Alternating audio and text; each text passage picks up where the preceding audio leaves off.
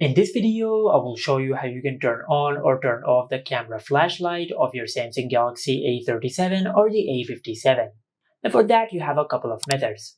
For the first method, just open the quick settings, and in the quick settings, you will find a shortcut to turn on or to turn off the camera flashlight. As you can see, by using this shortcut, you can turn on or turn off the flashlight. Now, this was the first method. Now the second method is that you can map the power button of your Samsung phone to turn on or to turn off the camera flashlight. For that, just go to settings, and under settings just scroll down and tap on advanced features. From here just tap on side button, then tap on double press.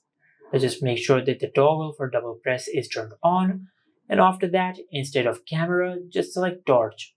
And after you do that, now you can turn on or turn off the camera flashlight by doing a double press on the power button, just like that. And this is how you can turn on or turn off the camera flashlight on your Samsung Galaxy A37 or the A57.